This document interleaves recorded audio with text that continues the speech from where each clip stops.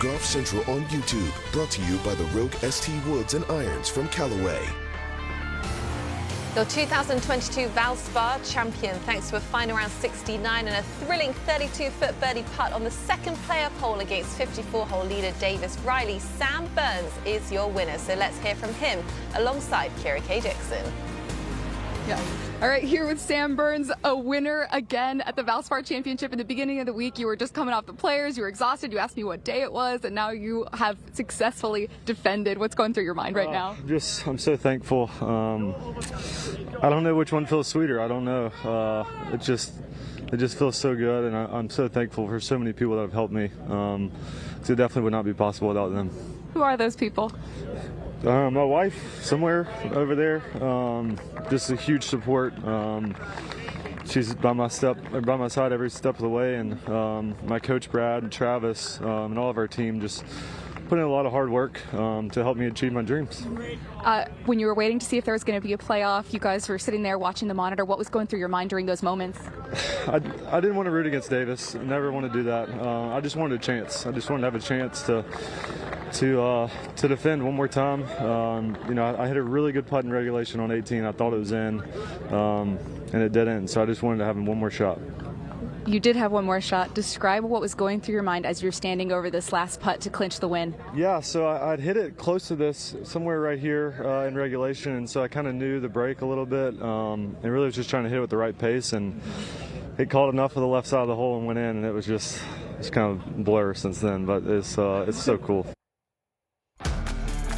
So Sam Burns, with that final round 69, becomes just the second player to successfully defend his title at the Valspar Championship. His closest rival, though, that was 54-hole leader Davis Riley, PGA Tour rookie. It just wasn't meant to be for him today, but let's hear from Davis on the day that was. Very solid week, a lot to build on.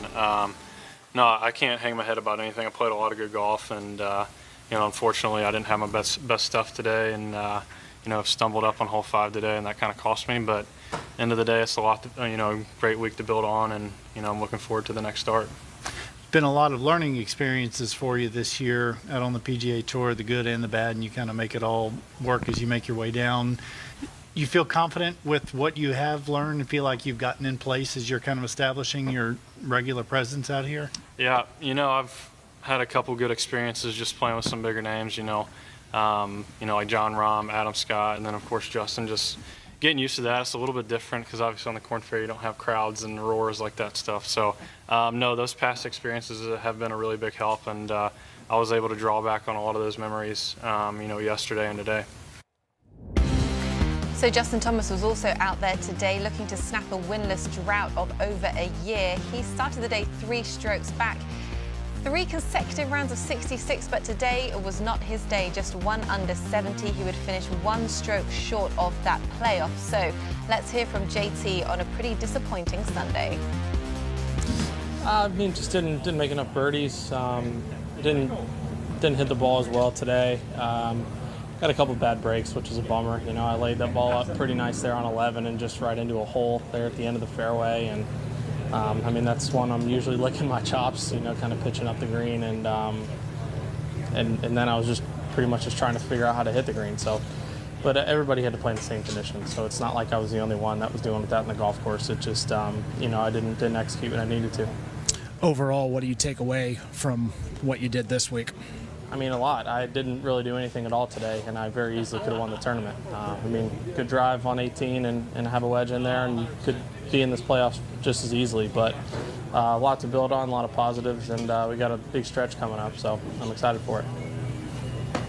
I just was going to ask you about that. If you take the positives out of this stretch here, where I know you're disappointed you haven't won, but yet there have been good results or close. No, it's coming. I just got to be patient and be in the right frame of mind, because you can't force anything in this game. As soon as I start doing that, you get down some rabbit holes. I'm doing a lot of really, really good things. I just need to keep putting myself there, and it'll start happening. Well, that is it from us. You'll be sure to see JT in the match play next week, but the final round of the Valspar Championship at Innisbrook Resort did not disappoint. We will see you next week on Golf.